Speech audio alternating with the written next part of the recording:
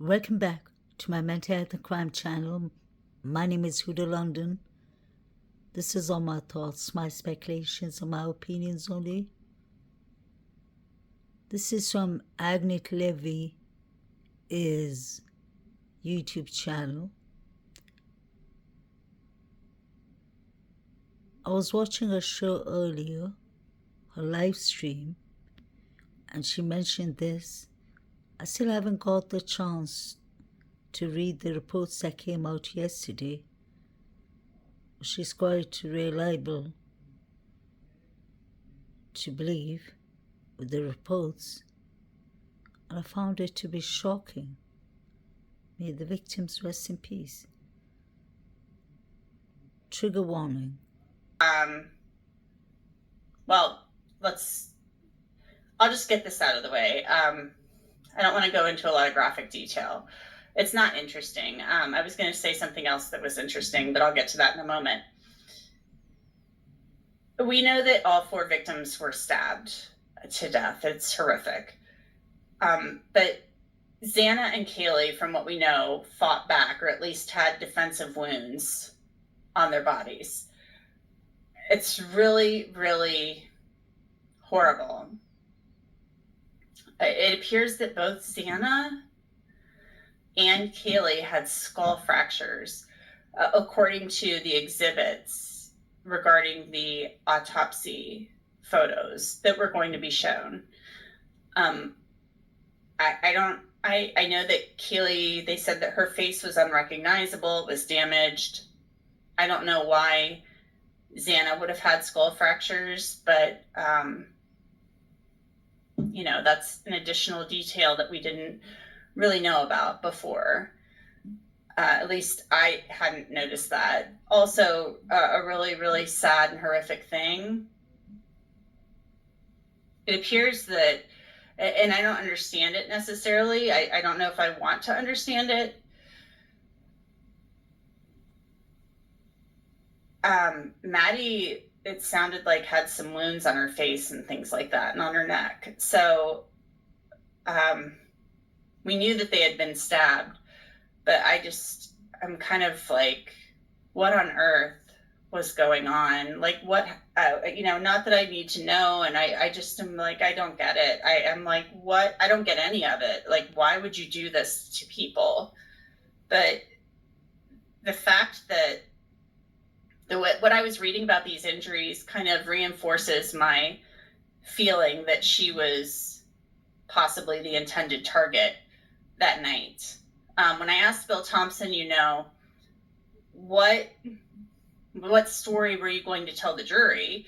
A lot of times prosecutors, they tell a story, in their opening statement. And then they tie it all together in closing. Prosecutors will tell a story. This is the story of 4 young people who went to a football game or went out that night, and they came home, and we don't have a why. Maybe we can't tell you the reason why this person did it. I mean, I think that they maybe know or have a good idea. They have an idea of what happened and why, but they aren't going to say it.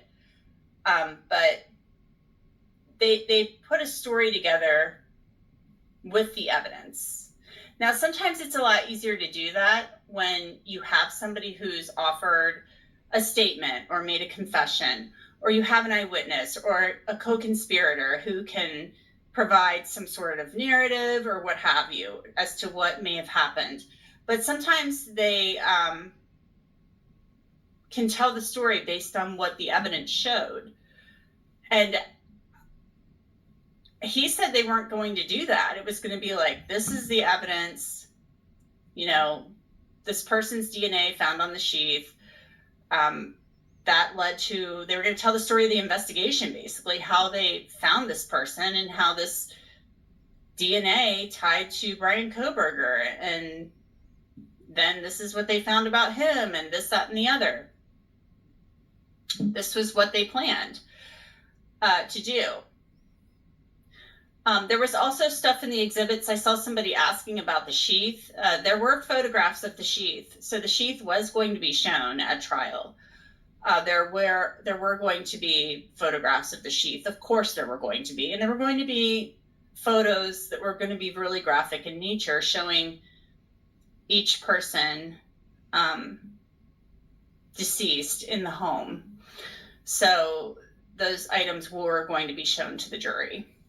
I think we have also now a good idea about why Ann Taylor was so concerned about the use of the terms psychopath and sociopath at trial. And it may not have had anything to do with the searches on Brian Kohberger's phone that we had heard about from the Celebrate experts, where they said that, there were searches about psychopath and sociopath and all of this stuff.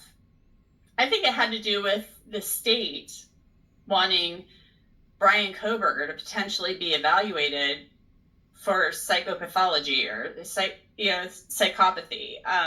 This was filed under seal. It was the declaration of Jason D. Gage, PhD. And I will read this to you after I take a sip of water.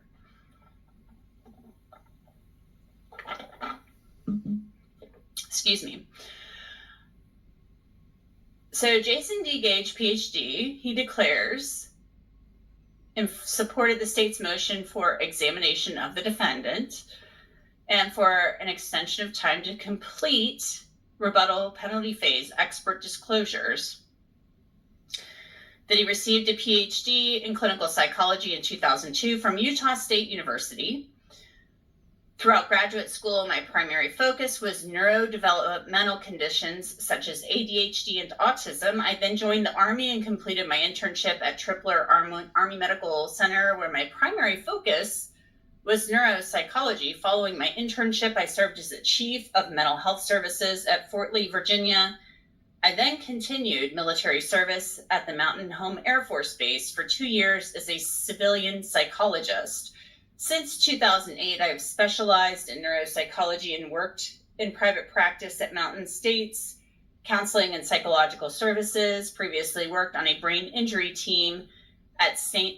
Alphonsus Rehabilitation Services from 2008 until 2022. Current interests and specialties include traumatic brain injuries, aeromedical psychology, PTSD, and ADHD autism. So that's super interesting given the fact that Brian Kohberger was diagnosed in early 2025 formally with Asperger's or level 1 autism, according to, his defense team. I'm currently completing approximately 3 neuropsychological evaluations for adult ADHD and or adult autism per week. He presents an exhibit. He's been engaged by the prosecutor's office in Latah County to evaluate the reports of the defendant's expert witnesses that relate to my professional field and to conduct a neuropsychological examination of the defendant. In my professional opinion, including broader testing of personality and psychopathology is important for several reasons. First, these tests contain the most sensitive symptom validity measures that help determine if the examinee is reporting information in a consistent and reliable manner without significant over-reporting or exaggeration or under-reporting, defensiveness. In her evaluation of defendant, it does not appear that Rachel Orr administered any tests that formally evaluate symptom validity to this level.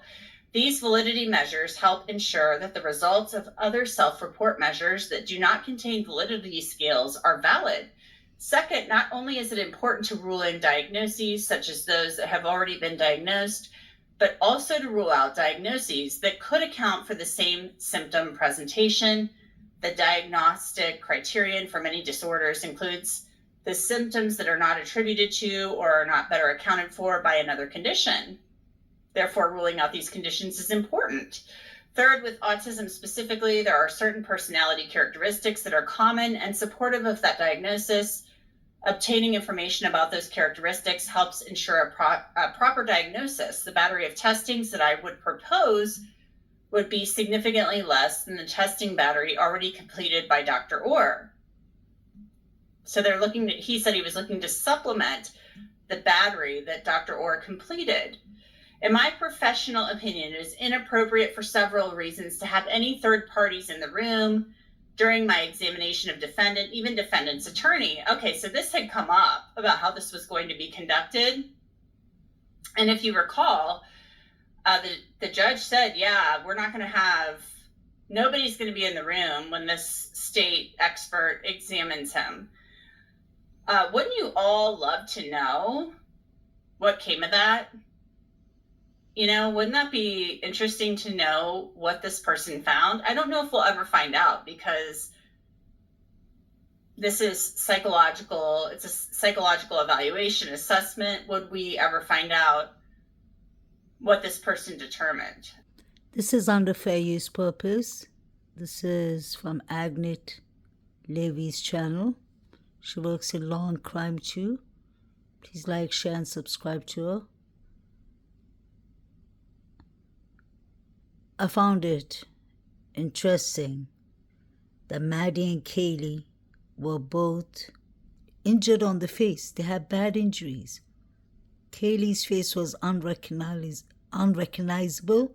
She got 24 poke wounds just on her face. Maddie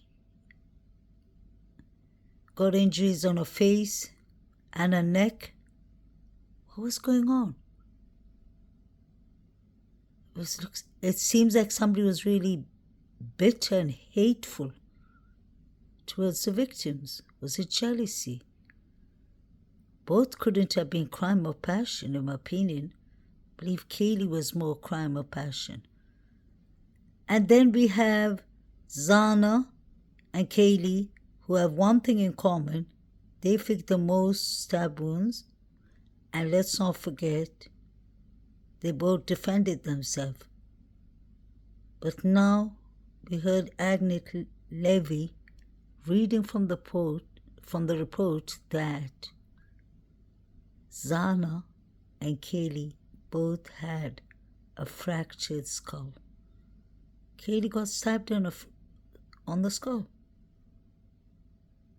Was this the Sigma Chi fraternity boys, allegedly, and Jack D, in my opinion, and Shawalter? This is all my speculation, because the 4chan has mentioned before that Zana talks a lot. Wouldn't you just want to punch her on her mouth? That's what they said, allegedly. The 4chan, they had a lot of hate for these girls.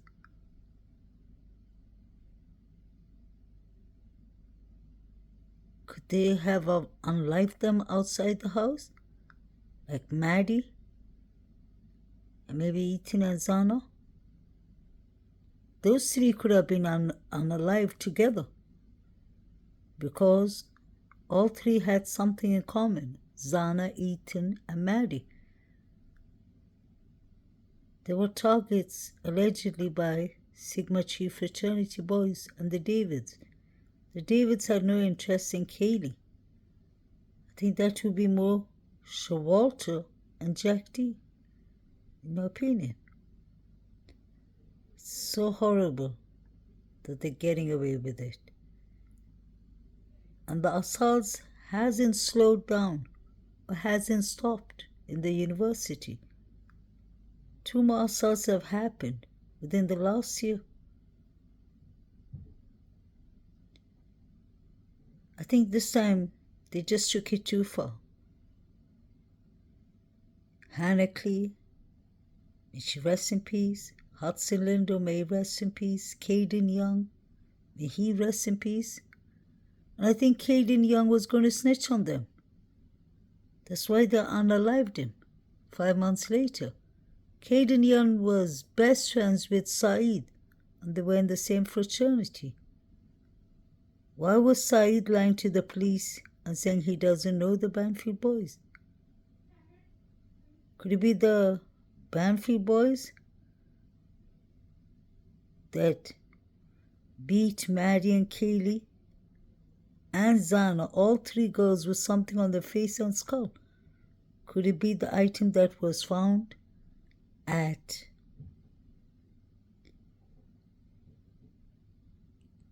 Tate Avenue, behind the bushes? Is that even possible?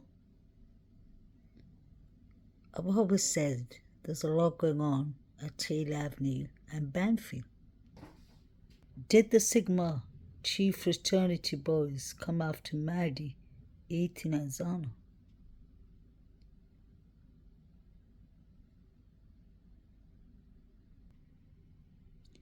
Doesn't this guy in the ski mask look like David Berry?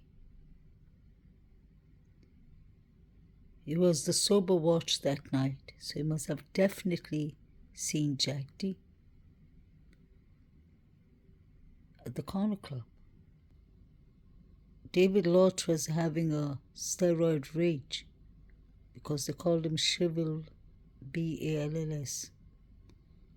You see, downstairs they said their plan, allegedly.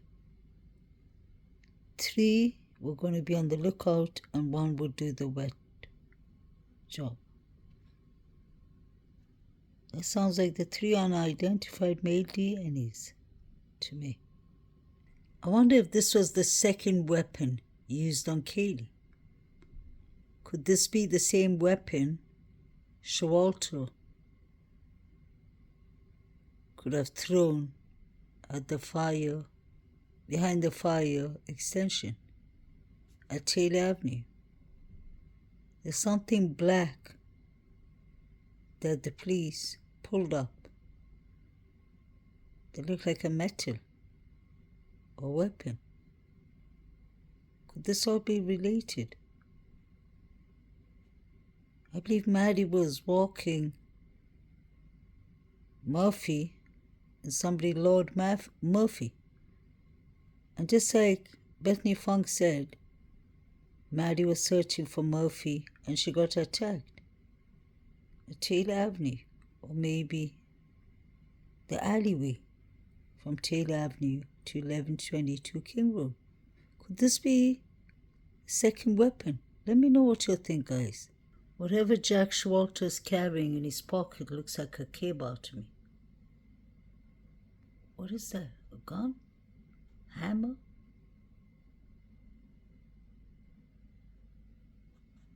What is that? Could this have been the second weapon? That's why they're so worried, in my opinion. Were the Banfield boys involved and the Sigma Chi fraternity boys?